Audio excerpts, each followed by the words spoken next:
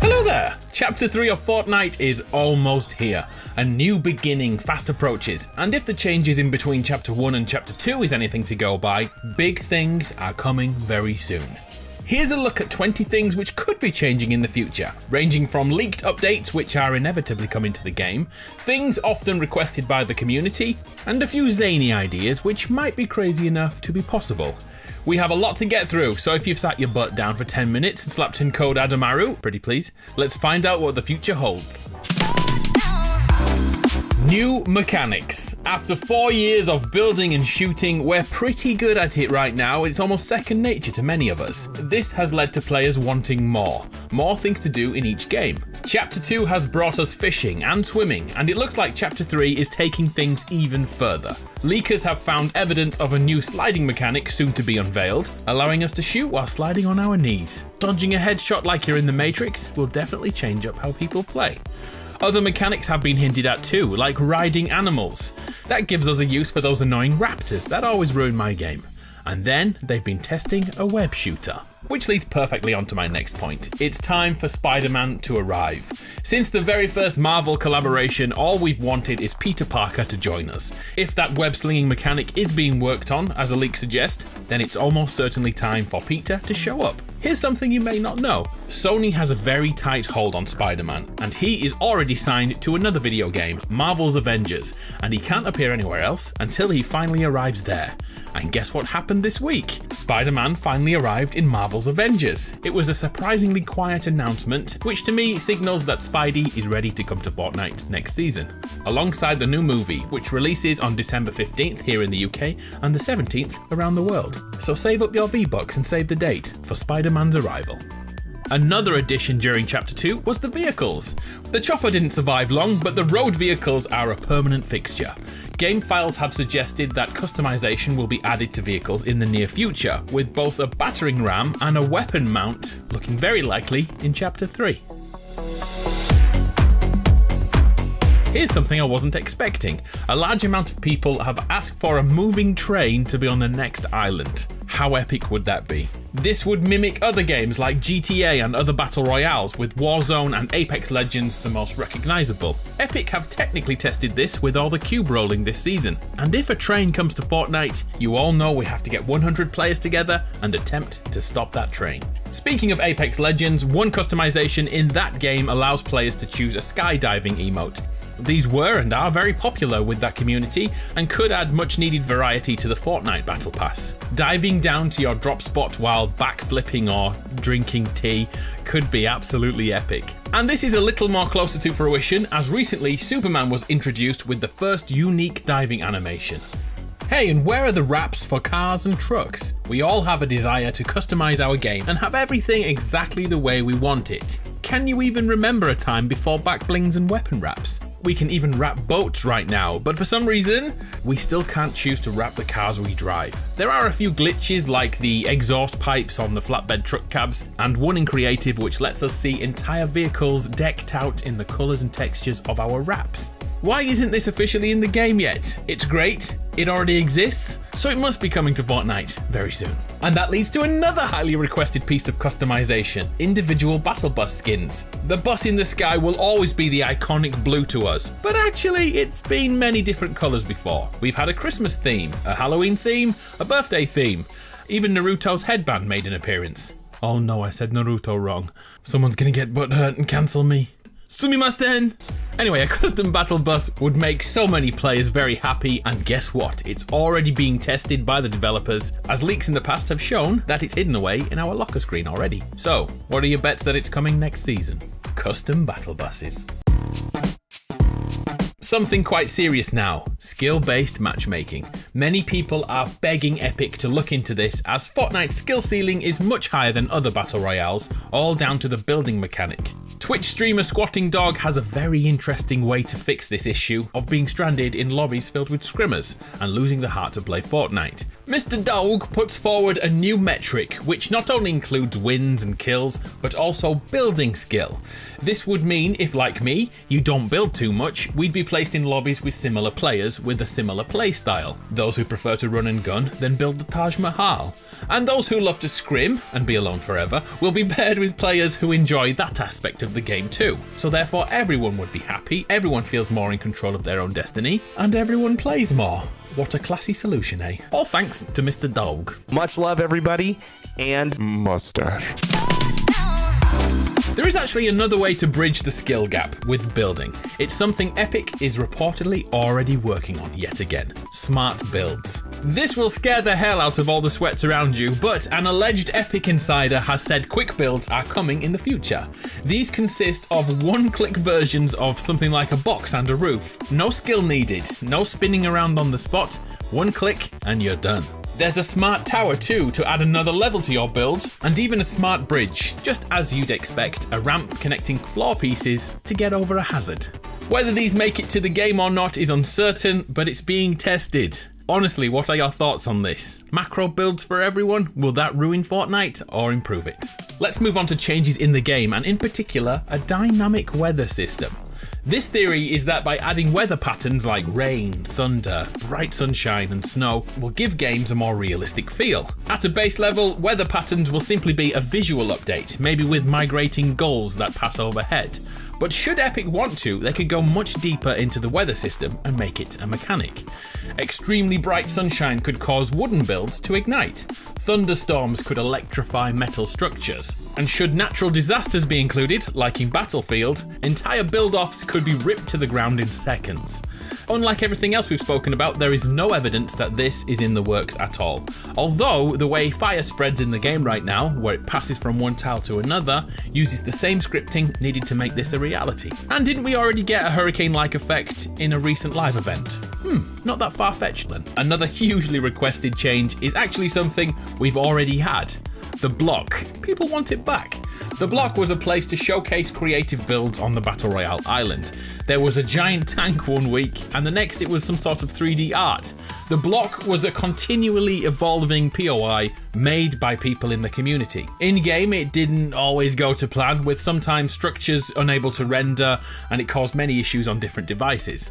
But that was 2 years ago. Things have changed a lot since then, and Fortnite has evolved. What were your thoughts on the block? Would you like to see it return? Because I freaking love that monstrosity.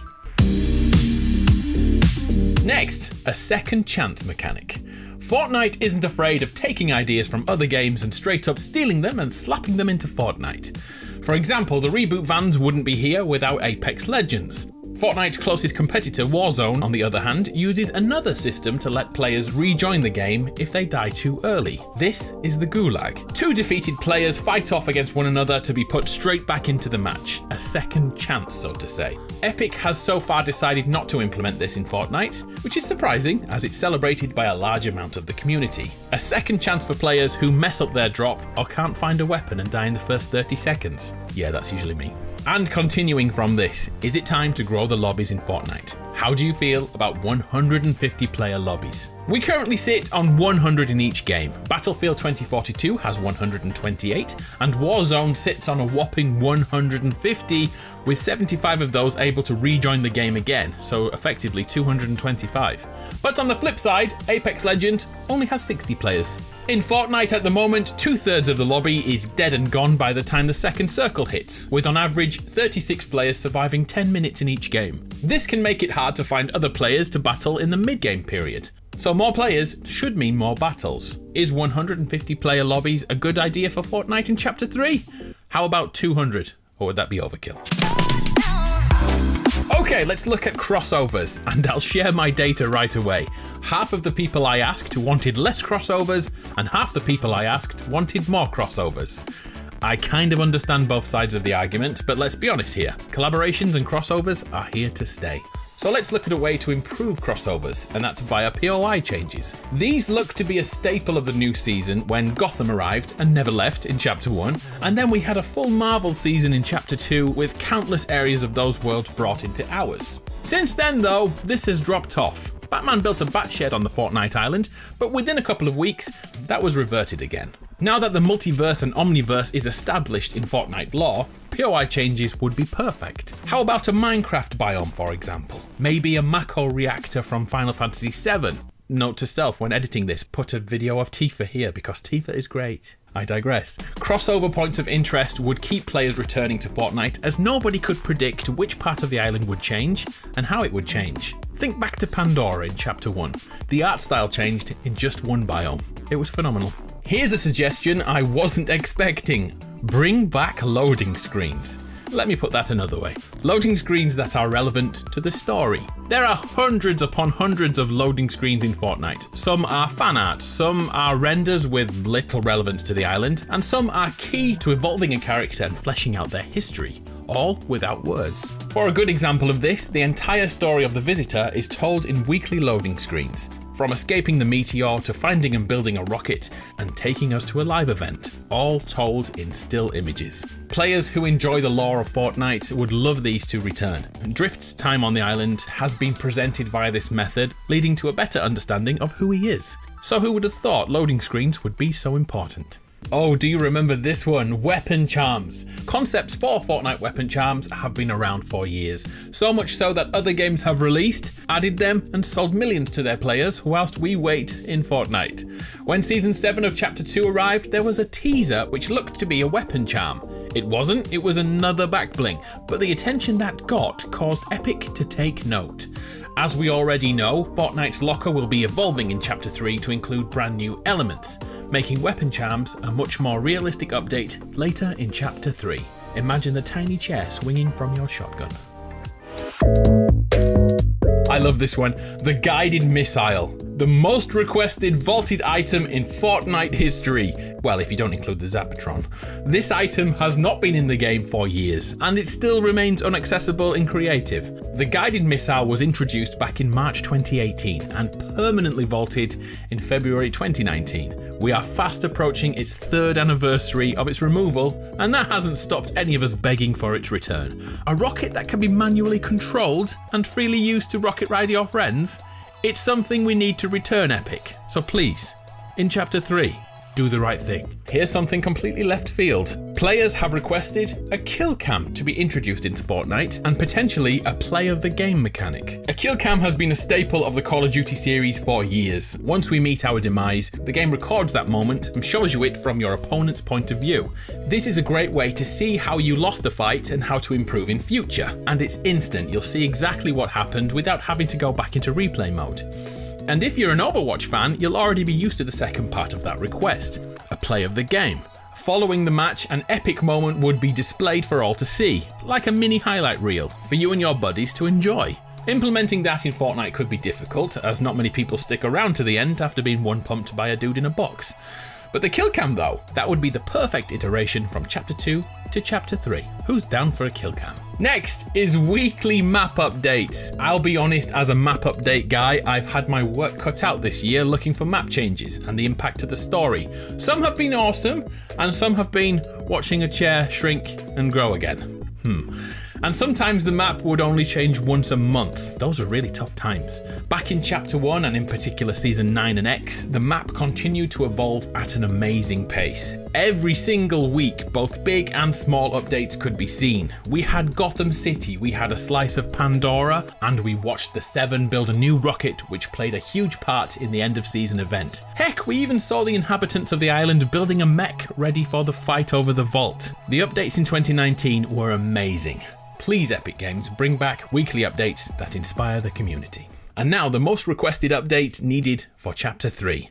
Creative 2.0. Creative 2.0 has been coming for a very long time now. Back in December 2018, Creative was first announced with a selection of creators invited to travel to Epic Games and make some stuff. At the time, it was revolutionary. But now 3 years later, games like Battlefield 2042 and the Portal mode have taken things to the next level. Thanks to Epic Games' Unreal Engine and its integration into Fortnite UI, and also an entire year of testing, Creative 2.0 is ready to go. Epic spoke about this in 2020 and showcased live edits in-game that could be seen by any player on any platform. It was simply mind-blowing. And that was just the beginning. Thanks to creator codes, this tool could realistically be a career path for anyone out there. So make sure you try it when it inevitably releases in Fortnite Chapter 3.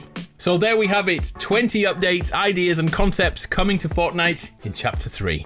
I'm Adam, you're awesome. And so are these guys, because they used my code this week. Thank you so much for using code Adamaru. Oh, that guy's my favourite. Oh, I like her. She's great. Names are cool, aren't they? Is anyone still here? Hi if you are. Thanks for watching. See ya.